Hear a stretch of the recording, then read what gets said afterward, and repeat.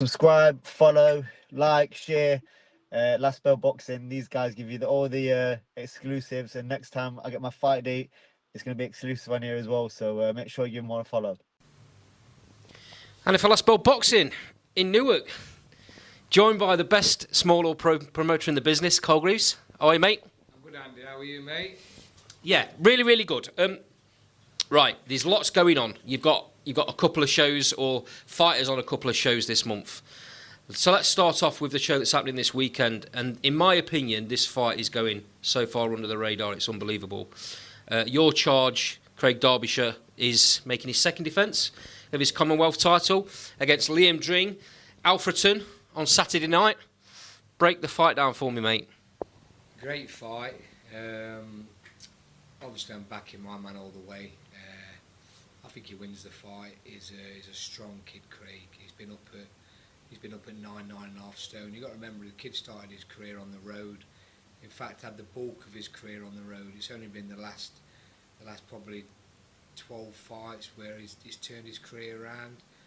He's had probably the most championship fights and won the most titles now in boxing. I mean, when I look at how many titles he's won, it's been unbelievable. I mean, he lost his first 9 fights. This is a kid that's been in with everybody. Sonny Edwards, Charlie Edwards, numerous champions. Managed to get a crack at an area title. At flyweight, he won that, and then he won another area title at super flyweight. So he's two-time area champion. He did the same as for the English title. I think he won the flyweight and the super flyweight.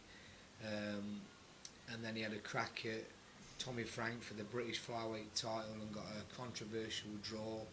I think everybody in the arena and everybody thought Craig won that fight, apart from the three judges and the ref, which was disappointing. They gave it a draw. And then he's gone on to win the Commonwealth light flyweight title. So he's gone up the weights, down the weights, up the weights, down the weights, and now he's at the bottom of the weights at light flyweight. So yeah, what a great fight though. I mean, Liam Dring's a good fighter. Had a 10-round, good hard 10 rounds with Ben Norman, which will probably put him in good stead for this fight. But yeah, Craig's a seasoned hard man, fit as a fiddle, unbelievable fitness, very strong at the weight, and it's going to be a good fight. I think it's going to be one of the small hall classics, a big fight on a small hall show. I think it's going to be a classic. I really do. I think it's going to be one of the best fights of the year. I can just picture it. I agree, mate. Like I've said, I think it's going under the radar. It's crazy that this is not on a massive show. It's crazy this is not high up on a massive show. It just probably shows the way boxing's going in that this is on a small old show. What a story, though, Craig Derbyshire's got. I think I'm right. Correct me if I'm wrong here. I think I'm right in saying that he only won 2 or 3 of his first 20 fights. Now, other fighters would at that point either hang the gloves up or just go on the road. Now, he's then gone on the road, started winning, and then started winning titles, and it's snowballed from there. What an inspiration. Yeah, well, to be truthful, he started on the road. Basically, he come to me with no amateur experience, just martial arts. He's done cage fighting, stick fighting. He's a little animal, basically. He's done everything apart from boxing. Started doing a bit of boxing training, got into that. We applied for his licence, he got his licence. He had no intention really to become a champion.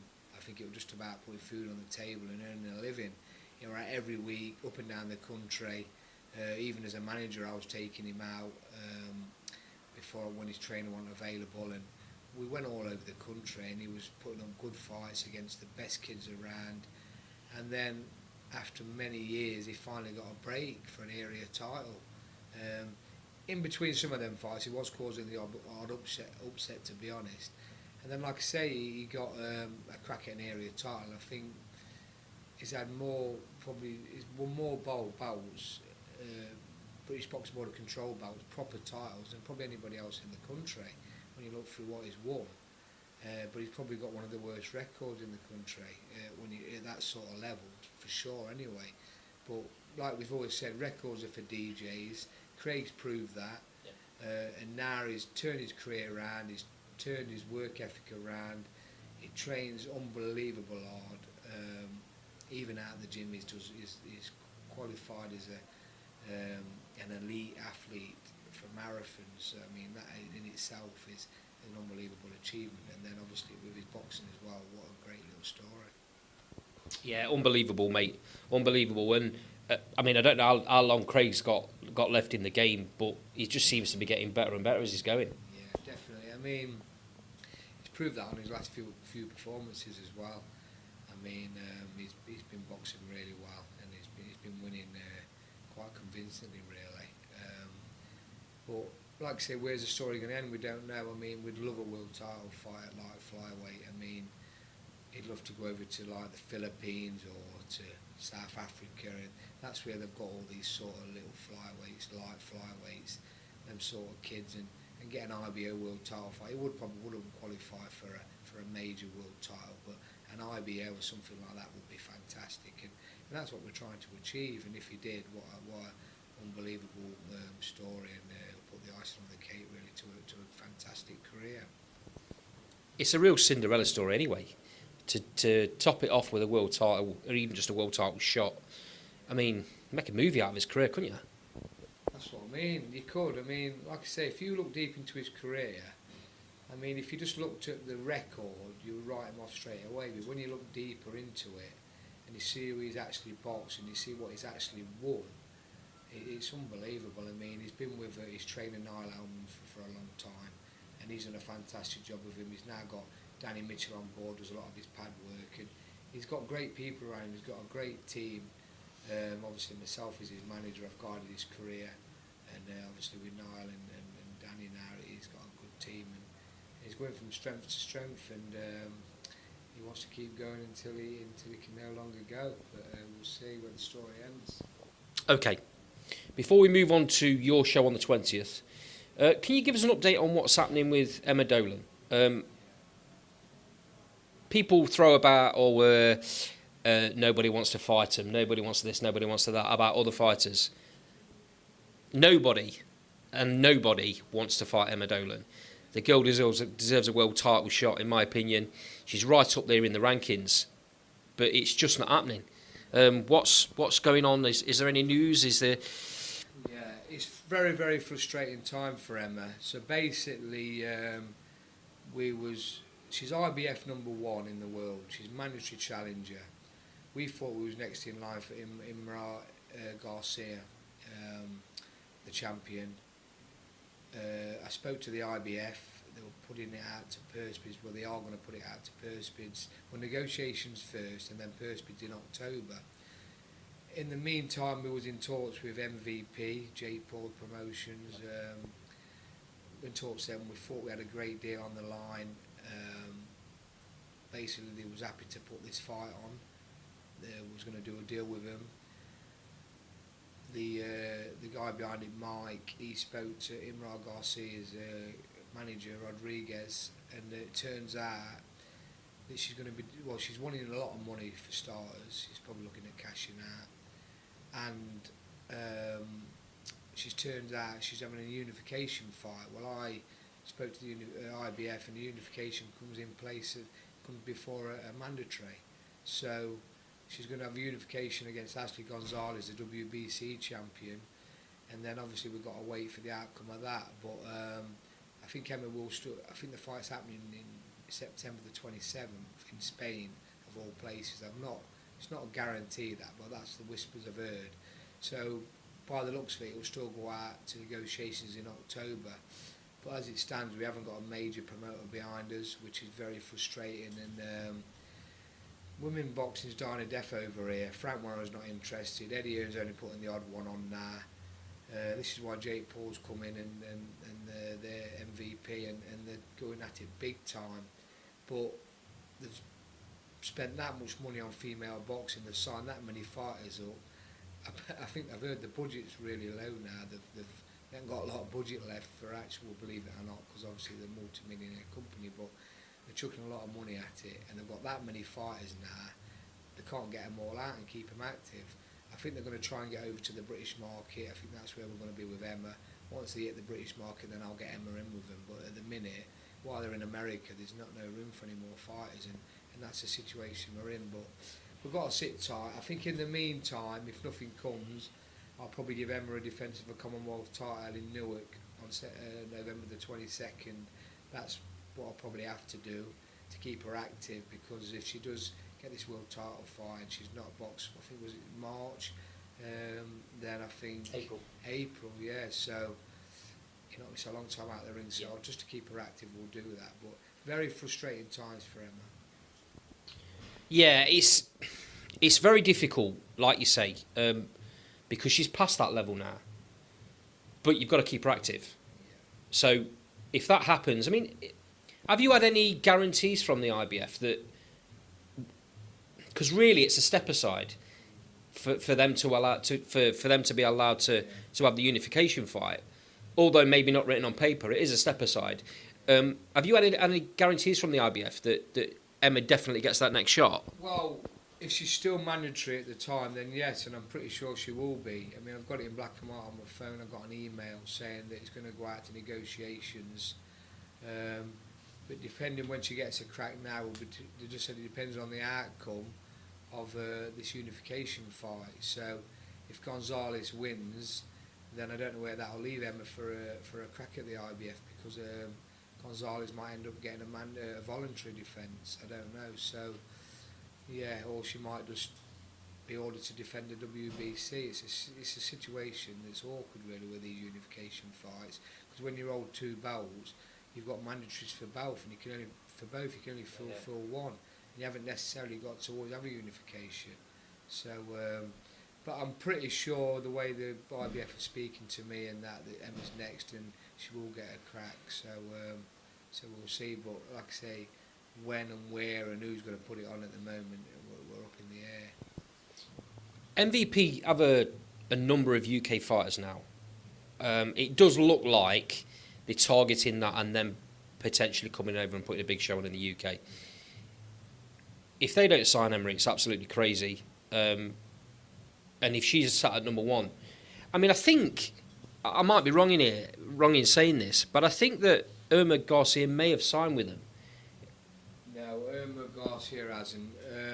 The Antigua has. Antigua's just boxed Sandstrom for the WBA. Oh, stopped Jasmine. free. Yeah, Jasmine has Antigua. So they have got her. So that's another option if we can get, if we this IBF don't happen, that's another option of fighting Jasmine Artiga for the WBA. There's the WBO champion. She's in Japan. That's another option. But as it stands, we're not really ranked.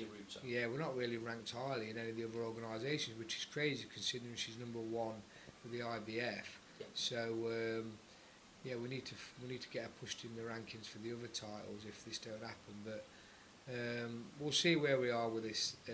Once Gonzalez and Garcia are boxed, then I'll know more, and I will be contacting the IBF to find out what the situation is. Okay. I'll keep my eyes peeled for this, mate, because it needs to happen. You know, she deserves. She's done everything she's done. Especially UK wise. You know, there's no one really left at her level. There's no one she can defend a British title against, really. When I've looked at the rankings, so we'll probably just have to Commonwealth title defence against some African, just to keep her busy. I mean, nothing's a formality in boxing. A win's never guaranteed, but obviously it just keeps her active. And it's a shame she can't defend the British, because it'd be nice to get that belt outright. Got to defend it 3 times to keep it right. Yeah, win it and defend it 3 times. Yeah. They make sure they don't give it away easy, that Lonsdale belt, the board, I tell you, because it's an expensive belt. And the best looking belt in boxing, by the way. Okay. Back with Carl Greaves. You've got a show on the 20th of September at the Mattioli Arena, it's now called, isn't it, in Leicester? I've got 3 names since I've been promoting there. It's a great venue though, Carl. Oh, fantastic venue, yeah, very, very good. One of the best about. It's a TV venue. Just need to get it filled eventually one day in there, but it's always a struggle. What I like about it is is you've got so much variety of how the place can be laid out. You've got the 2 tiered seating both sides. You've got a big floor plan. You know, you can use one side of tiered seating, no sides of tiered seating if need be. Obviously, you'd like to have both out because that means you've got a really good show on and a full house. How is it looking ticket-wise at the minute? Yeah, it's been a tough one. We've lost Callum Blockley. He sustained a cut in sparring a couple of weeks ago, and he had to have 6 stitches, so that's not looking good for him. And we decided now that he's not going to be boxing. We was going to wait to see how it healed and just give him a run out, but it's just not worth the risk, so he's not going to be out now. So obviously when you lose Callum Blockley, that's the major big salary in Leicester gone. We've only really got Ryan Hurst, who's born and bred from Leicester now, on the show. The rest are from the area, you know what I mean, in and around Leicester, but not Leicester itself. We've got a few from Northampton, we've got a couple from Boston, you know what I mean, we've got Irish Joe Mooney, there's a few on, but it's going to be tough. I'm hanging in there. Hopefully it'll still go ahead. It's definitely going to go ahead unless you have anything major happen again now, but as we stand, it's all good to go. Tickets, you're probably looking around probably about 700 mark now, which is tough with 9 fights, but like I said, I'm determined to make it work and keep it on, and I will do. We've got plenty of fights still, but it's just tough. I mean, it's not a cheap venue, expensive venue, and it's just been holiday time as well. I mean, September's a good time to promote sometimes, but then a lot of people want to save up a little bit more till they start going out after they've had their holidays, so we'll see. But yeah, I'm excited about it because it's a good card, got some good prospects, no title fights now, but it gives everybody a run out, and they're all in decent fights. Part of small or boxing that nobody gets their head around until they're walking in your shoes or another promoter's shoes. You know, obviously you got your hat on the Blockley fight being a title fight, which would have been massive tickets. Is he the most unlucky fighter in boxing right now? Because every time you make a title fight for him, he gets injured. I just can't believe it. I mean, he should have been a champion by now, to be honest. Been knocking on the door for a long time. Good fighter, good skills. Yeah, he's just been unlucky with injuries, and every time I get him a decent fight, something happens to him. And like I say, it's not the same without Blockley on these shows, to be fair. With all due respect to all the other fights, because Block is the big seller. He's the local boy. But yeah, so it's just been unlucky. I mean, we're hoping now to get the winner of Joe Hughes, and I forget the geezer's name, he's fighting now for the vacant title. Hope to get the winner of that by the end of the year if his cut heals up well. But if not, we'll have to look at that early next year. So that's the plan. But like I say, he should have been a champion now. He's had a few eliminators. He's looked very good. I think the only blemish is a draw. So other than that, he's been 10 out of 10. So let's just see. But we've definitely got to get a belt around his waist. Okay, you've said this has got a mixture of fighters from different areas around Leicestershire and on the borders. So a couple of fighters from your stable, Harvey Aldo. He's back out first time since, first time this year, since his injury. How's Harvey looking? Always in prime condition, right? Yeah, Harvey, he's actually training with the Ingles now. He gave me a call last week before. He was training with Adam. I wasn't training him no more. I'm actually winding down with the training a bit now. Just training the fighters that's available in the day. Evening's a little bit too much for me now. So I had a chat with Harvey. I passed him on to Adam. They were training with Adam. Everything's been going really well. But he'd been going down, he goes here, everywhere sparring. Harvey, his dad takes him here and everywhere, getting great experience. And we'd been going down the Ingles, sparring down there, and obviously got chatting with Dom and that, and whether he asked Dom to train him or they decided he just wanted to go there, I don't know, but he gave me a call, all amicable, everything's great. I'm still managing him, I'm still promoting him on my shows, but he's just got a different route training, so yeah, best of luck to him. He seems like he's enjoying it down there, and time will tell. Obviously, it's a lot of different style, the way they train and the way they fight to what we do.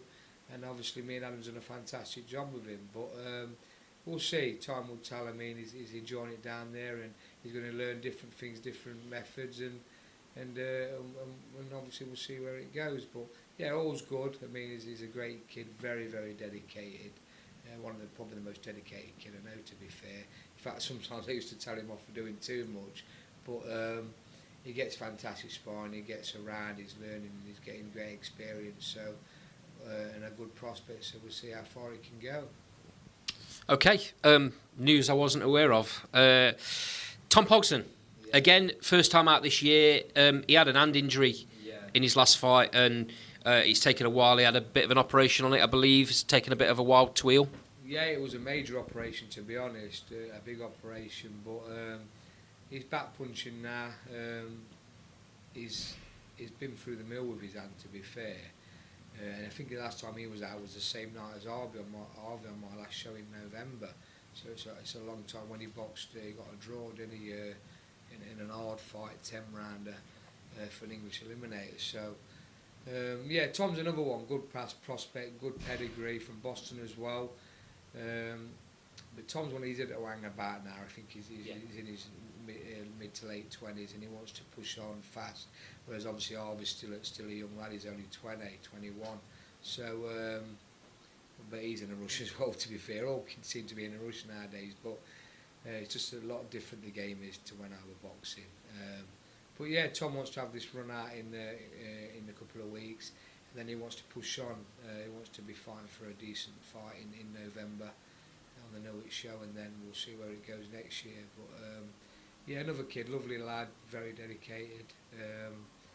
Yeah, I mean, the kids are very, very dedicated. I'm fortunate, really, because a lot of the lads I've been involved with, whether it's training or managing, they are very dedicated fighters. I haven't got to be on the case, so that's a good thing. Okay, Callum Blockley's off the show, but two other fighters from the gym he's out of, Rendell Munro's gym. Irish Joe Mooney's made that shift from Ireland, permanently now in Leicester. That was a year, 2 years ago he made that move. He's very settled, but may I say the most laid-back fighter I've ever seen in my life. Yeah, I mean, I don't know Joe's probably as well as you, to be fair. I mean, obviously I've had him down sparring, I've signed him, I've seen him a few times, but he seems a bit of a character around the gyms and that. A lot of people like him. He's good for the gym and good to be around. And another one, Rendell's got big hopes for him. I mean, he's obviously seen him a lot more than I have. He's got massive hopes for him and thinks he can do something. And from what I'm seeing, he looks decent. But like you say, I never really judge a fighter until they've got someone who's coming to win. You know what I mean? And really giving it everything. And that will see what they're made of. And until we see that, I never make my judgment. And I've always been the same. I mean, a lot of kids look good fighting the journeyman and looking good in sparring on the pads and that. But when you get kids in proper hard 50-50 fights, that's when you know what they're made of and what they've got, and then you can tell then if they're going to do something. Strikes me as a sort of fighter. I mean, this is a 4-rounder, but it strikes me as a sort of fighter. I think he's only getting warmed up. He's in with Owen Duran this time out, who's a bit of a slick, awkward fighter. Junior Witter's fighter, I believe. No, he's not. He's with Cass Hussein. Yeah, he's with. Oh, is he? Okay. Hussein. Yeah, he manages him. Yeah. So, one of those, it's probably going to make Joe think a little bit and have to fight slightly different to some of the other guys he's been in with that are just kind of cover up and don't really do a lot. Pot shots a little bit, Owen, as well. Yeah, something different for Joe to be looking at. You know what? Owen was actually a fantastic amateur. I think he was an ABA finalist. Started off as a prospect in the pros, was on the GBM shows. But another one, found it hard selling tickets, was struggling. And you know, he just said to himself, you know what, I don't want to keep putting myself through, keep selling tickets to walk away with not a lot of money. I'm going to go on the road, and I'm going to go on the road and test these prospects.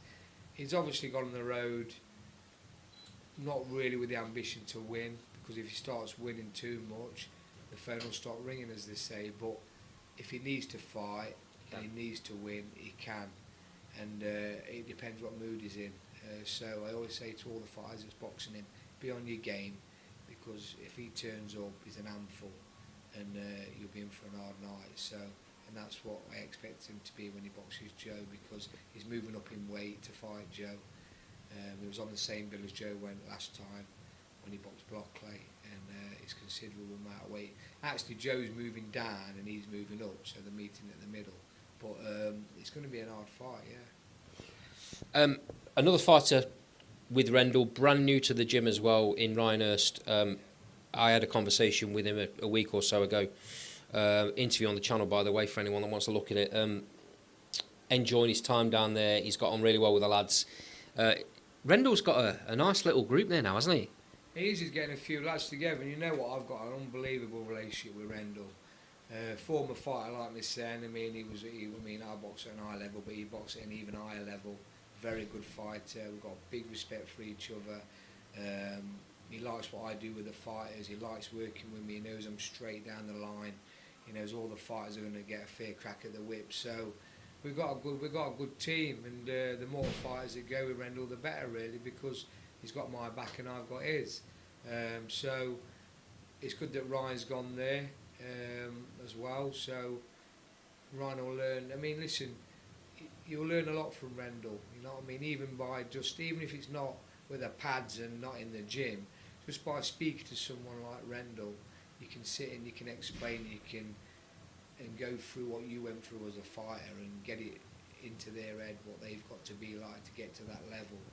And that's what I think Rendell's good at doing as well. So, obviously they'll have massive respect for him for what he's achieved, which is always good. So yeah, I'm really pleased that Ryan's gone there. Lovely kid, Ryan. Big seller. I think he's the biggest seller on the show now. And he's not in an easy fight with Dan Booth. Dan's another one.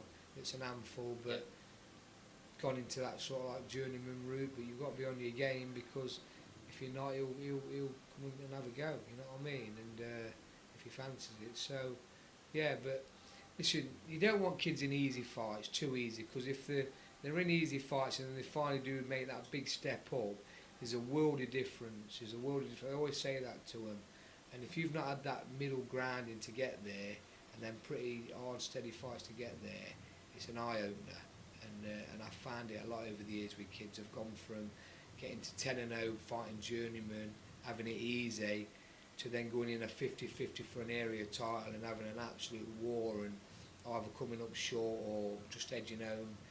And then they're realising, wow, this is what championship boxing is all about. And then you've obviously got your levels after that, English, British, Commonwealth, and you're going on to the major league. So you've got to get that middle ground, and you can't just be fighting easy fights all your life. You've got to get it right. Yeah, there's definitely levels in journeyman, isn't there? And I don't use that term lightly either, because they do a proper good job. But there's certain fighters out there, they're classed as journeyman, but if you start taking liberties with them, they're going to put it on you. 100%, and I've got a couple of them as well. You know what I mean? I was renowned for having the best journeyman in the country back in the day. You know what I mean? Around 2008 to 2012, I was taking, or no, even before that, say 2007 to 2012. I had 5 years on the road learning my trade, alongside bringing the prospects through and promoting. I was out nearly every week with the best journeyman in the country, learning my trade, learning how to do hands myself, learning how to do cuts myself, being in the deep end, being in sticky situations where your kids are getting ironed and you've got to know how to react. And I think it's been fantastic for me to do that. So I always have a little soft spot for the away fights, because I know what they go through, and I know that some are a lot more capable than the records show. And I realise that that's what's put me in good stead, and that's what's got me where I am today. Because I've had every champion from area level to world, but alongside, I'll never forget the great days when I was taking the journeyman out and having the best time of my life. Not just obviously learning the trade, but even after the shows and that, you know what I mean. I could tell you some stories, unbelievable days, and they always have a giggle about it. And but it's a serious sport, and they're serious men, and like you say, they can fight when they want to. Okay, couple of Northampton fighters on the bill. Youssef Ibrahim and Toby Bassett. Travelling up the road, not a massive distance away. What do you expect from them? Yeah, Yusef's actually going in with Eric is it Lopez? Lopez. Yeah, Eric Lopez from Mexico, who Eric's coming off a win against his brother, Yusef's brother. Oh, okay. So I think there were similar weights, and I actually sent Simon, his manager, the name, and he went, "Oh, I don't know about that one. I'll put it to the kid," and then he come back and the kid, "Yeah, I want him. He beat my brother." So that's going to be a great fight. I'm looking forward to that, and he's going to try and get revenge for his brother. But that Lopez is another one. He was in Mexico. He fought at a very high level at flyweight, light flyweight, world level, and he's coming over here to earn a crust. But another one. If you start taking liberties, I know he'll put it on you. He's a good fighter, and he's caused a few upsets. 50 fights on his record, 17 wins, 30 losses. You never ever know what you're getting with fighters from that part of the world. That's it. You don't. I mean, the Mexicans are tough. They're very tough. And I speak to like Josh Whale and Steve Lewis, who look after him, and they brought a few over, and obviously the characters, you know what I mean, they love it over here. They're living like kings, to be honest with you. So yeah, but that's a good fight. And then obviously Toby Bassett is with the Shinfields. He's unbeaten. It's a bit closer to him than it has been to all the other venues he's been going. Yeah, so yeah, to Alfreton, and He's in with Robbie Chapman? yeah, he's in with Robbie, another one who's an handful. He can fight when he fancies it, but another good test. And if he gets through him, then he's at the next level. So yeah, nice having him on the show. Like I say, he's from Northampton. It's a bit closer for him, and the Shinfields asked me to put him on, and I've obliged to it, and I'm looking forward to having him on the show. Okay, a couple of debutants as well on the show. Lukas Kozarski, is that how you pronounce his name? He's our lad. He trains down here. He trains down here with Adam, and then does a little bit with myself. A Polish lad. He was a very, very good amateur actually. He was a Polish international. Rough, rugged, and got a very unique style. Very awkward. Makes it difficult for you. Yeah, he's an interesting character as well. He's an 100-mile-an-hour kid. Needs to settle down a bit, and I'm sure he will do. But he's a crash bang wallop, and he'll be entertaining for sure. Okay, and the last one is Mark Ionjo, Yeah. I think it's pronounced, heavyweight. Heavyweight, former Olympian actually. He represented Ghana. He's managed by Mervyn Turner. Mervyn rang me and said, "I've got a lad from Leicester area. Could he go on your show?" I said, "Yeah, no problem." Looked at his pedigree, fantastic pedigree. From obviously boxing the Olympics, so he's obviously no mug. And I think he was an ABA finalist, and he's been over here for a while. So yeah, good to have him on the show. So all in all, it's a fantastic bill. Okay, back here again. Apologies for the breaks, but we're getting there, mate. I just wanted to get a lot in today. Before we move on to prediction rounds, which there's a good one I want to get your opinions on. I just wanted to get something from you on the sad news that we lost another British boxing great in Joe Bugner this week.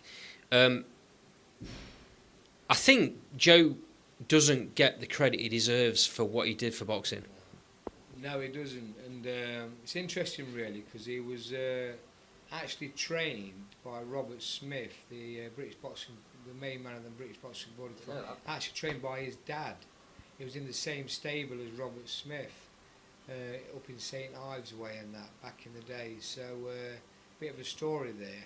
And he had a son, Joe Bugner Jr., who was based down there as well. But yeah, what a great fighter. I mean, they say it now. He may be one version of a world title if he was around today. Big lump of a man, good boxer.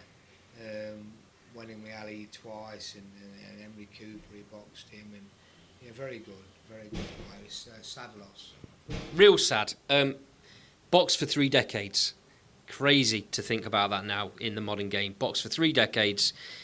Went the distance with Ali, as you've said twice. Went the distance with Joe Frazier. Went the distance with Ron Lyle. Yeah. He also went with Ernie Shavers. That didn't quite go his way. And then later on in his career, James Tillis. and the Frank Bruno fight that everyone kind of remembers him for. By that point, though, he'd been fighting for 20 odd years, so not the best fighter against Bruno. If you had to kind of put him in the mix, where would you put Joe Bugner in amongst the best British heavyweights of all time? He's got to be up there, hasn't he? He's got to be up there. He wasn't the elite top of the tree, but I mean, listen, when you look at like the likes of Lennox Lewis and obviously even Frank Bruno and AJ, I mean, I think he'd be giving it the likes of AJ a good fight, a good run for his money for sure. I feel like the modern era to back in then, the heavyweights are a different breed back then. Obviously they're more athletic now and got more skill, but I don't think they had the art and the desire in the world to win like the heavyweights back in the day. So, and I think he was one of them that was in there with that mix. So, yeah, you've got to put him up there in the modern era with the likes of AJ and that. But he fell a little bit short back in his own era, as you see. Okay, we're just over a week away from what's being classed as a super fight. Canelo Alvarez against Terence Crawford. Obviously, Crawford's going up from welter up to super mid. I think he had one fight at super welterweight. Canelo's, even though he was down at the lower weights, he's been at super mid for a long time now. Heavy as well, didn't he? Was it Bivol? Bivol, yeah, but Bivol looked light heavy. Yeah, I think he had 2 fights at light heavyweight. There's lots of parallels here, Carl. So they both started their careers at super lightweight. Would you believe? Super lightweight. Canelo in 2005, Terence Crawford in 2008, which I was a little bit surprised about because you think of Canelo and you think he's been around forever. You don't think that when you think about Crawford, for some reason. I don't know why. I'm pretty sure that Crawford boxed at a lighter weight than that. He won. Yeah, he beat he beat Ricky Burns for the world title. I think it was lightweight. He beat Ricky Burns, but his first fight as a pro was at super light. So he had a few fights at super light, and then he went down to fight Ricky Burns for his title, which is even crazier. Yeah, that's mad. I mean, it seems like he's been around forever. Both of them do. So it's great they're getting it on. It's a very intriguing fight. I mean, obviously I've been up against Crawford. I know how good he is. I know when he can go through the gears. I mean, obviously when he boxed David Avanesi, David was doing very well. I ain't going to go into all the ins and outs regarding the Glove gate. Yeah, the gloves. I mean, disgraceful what he did there, Crawford, with them gloves. But he got David out there in the end when he knew he had to. And I know he can go through the gears. It might be taking a little bit of confidence from the Mayweather fight, I feel, that Crawford. I know it was a long time ago, but I think he's going to try and box him a bit like Mayweather did. He ain't going to stand with him, that is a fact. He's going to try and outbox him. And he probably can. 12 rounds is a long time to outbox someone like Crawford. Like Canelo, sorry. But I feel that he can do it, and he might do it. I wouldn't put my ass on it. It's a very intriguing fight. Canelo's big, strong, and people with Canelo's style do give Crawford problems, which you've seen in past fights. So it's going to be one of them, innit? Crawford might end up being too big and strong and get to him in the end, or Crawford might just have a little bit about him, enough about him to keep outboxing him. It's one of them, but I'm sitting on the fence, to be fair. I wouldn't put my ass on it, but I'm looking forward to it, I know that. Yeah, it's a magic fight. Crawford's not been out for a year. His last fight was his only fight at super welt against Madrimov. I do wonder whether that's tactical and he's taken that year out specifically to build up for super middleweight rather than jumping in 6 months after, bulking the weight on and then not being ready. Definitely. I mean, I've seen highlights and clips of him and pictures of him, and he does look big now. He looks bulky. don't want to talk out of turn, but it makes you wonder what they're doing to get like that. I mean, obviously there's been previous history with Canelo, but we'll see. But he's obviously doing something right, and he's in fantastic shape. He looks in formidable shape, and it's a very, very good fight. A very good fight, and like I said to you before, it's an hard one to pick. People might think you're daft going against Canelo because of the size, and they always say a good big man will always beat a good little man, but I don't know. He's special, Crawford, isn't he? He's a special fighter, one that comes down once in a blue moon, and he's one of them. But so is Canelo, so it's tough. It's definitely one of them, mate. One not to be missed. I've been wanting to ask you for ages, and I keep forgetting every time we have these chats, but wanted to know what you thought of the difference between Canelo and Boots Ennis, because obviously you've faced them both in the corner with David, and everyone's goes on about these two were the best of the era, super welterweights of the era.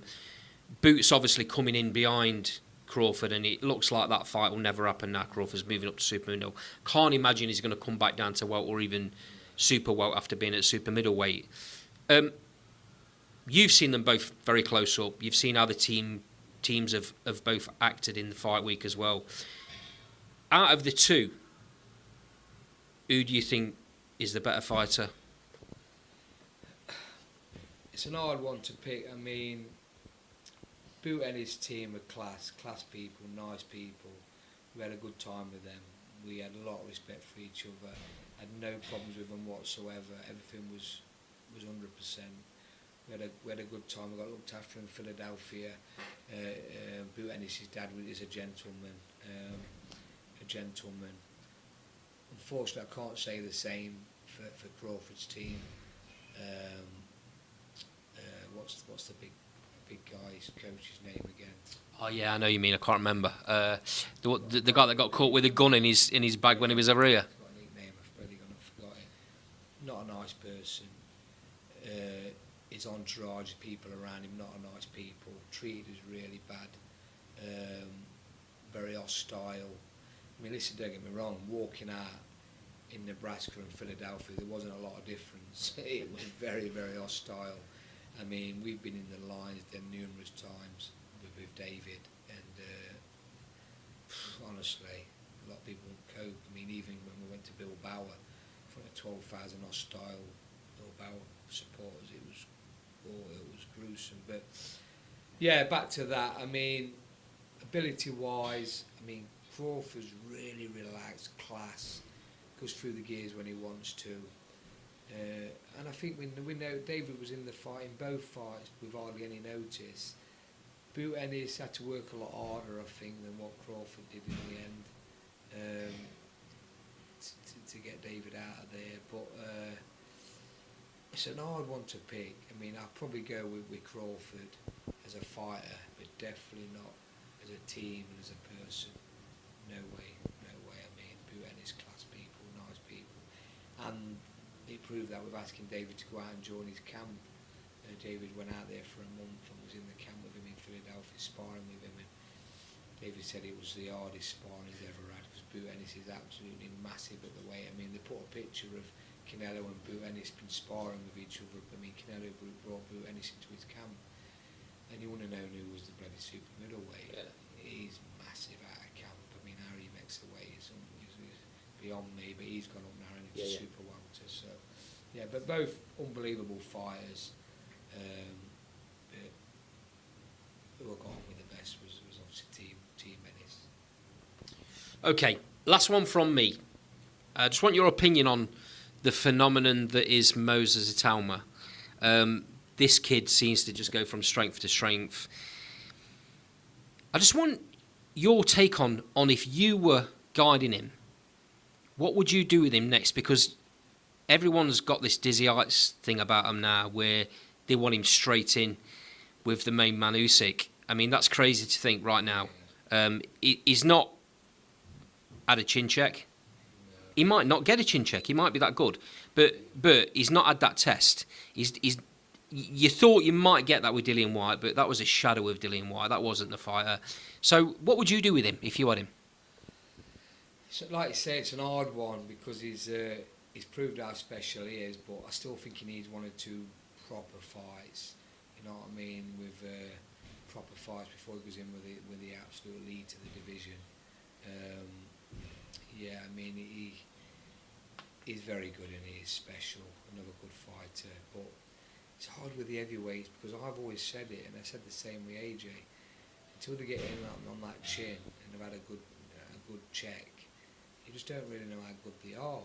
I mean, at the minute he's blowing kids away and he's looking special, but if anyone can give him it back and does, we'll see what he's like on the response, like I say again. But no, he's not. I don't think they should be pushing him yet. He's only young. I mean, they want him to be the next youngest heavyweight champion in the world, don't they? Is he still online? Is he still in line to be able to do that? Yeah. Yeah. So that's what they might try and do. And if Frank Warren thinks he can do it, he'll do it. But we'll see. And they'll know how good he is more than what we are actually. Not only because they're with him every day and that, but I personally still think he needs 1 or 2 testing fights before he actually goes in with someone like Usyk. Yeah, it's like he needs to go in with somebody that's capable of sucking up his power, lasting a few rounds to see what he's got left after that. Yeah, 100%. That you've took the words out of my mouth. That's what he needs to do, and there will be plenty out there that can do that. Unfortunately, Dillian Whyte was shot to bits. Even more so, it was alarmingly how shot it was, to be fair. I mean, the warning signs was there when he boxed in Gibraltar against the big Garnet, and yeah, he wasn't at his best then. So the signage was there. And when you're getting someone who's young, fresh, fast and can punch against a man that's been in wars and getting older and slower, then, I mean, listen, let's be honest, Frank Warren's not daft. He knew that was the right fight at the right time. He knew he was getting Dillian Whyte at the right time. Did Dillian deep down believe he could win? Probably not. Did he realise how shot he was? Probably not. So it all come together in the end for Moses, and he went out and then wiped him out. Carl, always a pleasure chatting, mate. I enjoy coming down here, and I really appreciate you having me. So, 20th of this month, Mattioli Arena in Leicester. Anyone wanting to come down that currently haven't got tickets, how do they get them? Yeah, obviously you can get them from any of the boxers on the show. If you know any of them that have been mentioned on here, just get them approach and get hold of them. Or obviously off my website, www.cargreavespromotions.co.uk. Or failing that, if you don't know what you're doing until the night, come and get them on the door. Simple as that. Carl, see you fight night. For now, thanks for your time. Top man, thank you, Andy.